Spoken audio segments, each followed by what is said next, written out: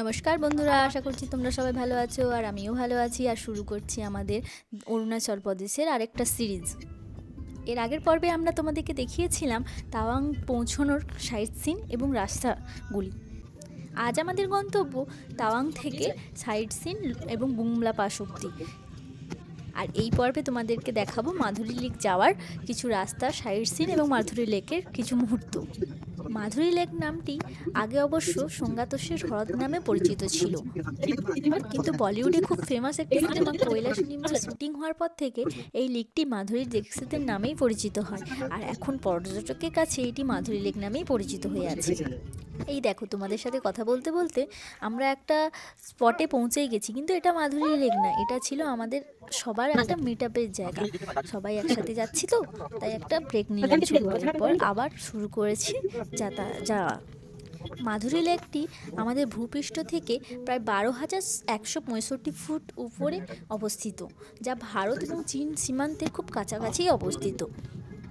এই দেখো, তোমাদের সাথে কথা বলতে বলতে অনেকটা রাস্তায় প্রায় চলে এসেছি।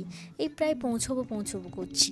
আর এখানে সূর্যের তাপ এতটাই তীব্র যে বরফ খুব একটা জমে না।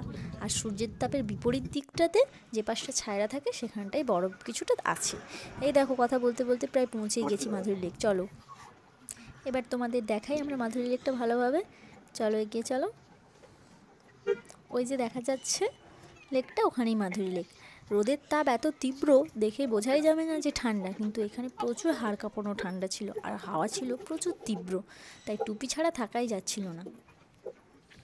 নিজেদের যতই মাধুরী দীক্ষিতের মতো ভাব মারি না কেন, আমরা তো আসলে মাধুরী দীক্ষিত না, তাই লেক দেখেই মনটা শান্ত করে নিলাম না হয়। আর স্মৃতিকাকে দেখতে পাচ্ছ না বলে মন খারাপ নাকি? স্মৃতিকাকে গাড়ির ভিতরে রেখে এসেছি, কারণ এখানে এত তীব্র হাওয়া যে ওই হাওয়াটা ও পক্ষে নেওয়া কষ্টকর ছিল, তাই ও গাড়ির ভিতরে আছে। আমরা একটু ঘুরে নিচ্ছি। এই দেখো, এই সেই লেক, মাধুরী দীক্ষিত লেক। মাধুরী দীক্ষিতের নামেই অ্যাকচুয়ালি এই নামটা হয়। এই দেখো, এই সেই লেক, মাধুরী লেক। এই দেখো, বাবাও আসছে। ঠান্ডাতে আমাদের সবার হালত একদম খারাপ, হাওয়াতে অবস্থা খারাপ হয়ে যাচ্ছে। এরপর এপাশে চারপাশটা দেখছিলাম আর শুধু খুঁজছিলাম খাবার দোকানটা কোথায়, কারণ এখানে আস্তে আস্তে কোনো খাবার দোকানই পাইনি। আর এখানে এসে অবধি কোনো দোকান এখানে নাই, কারণ খাবার জিনিসে এখানে প্রচুর সমস্যা। এই দেখো, এখানে এবার আমরা সবাই একটু ফটো ভিডিও তুলে নিচ্ছিলাম এবং একটা মিলিটারি ক্যাম্প থেকে খাবার খেয়ে নিলাম।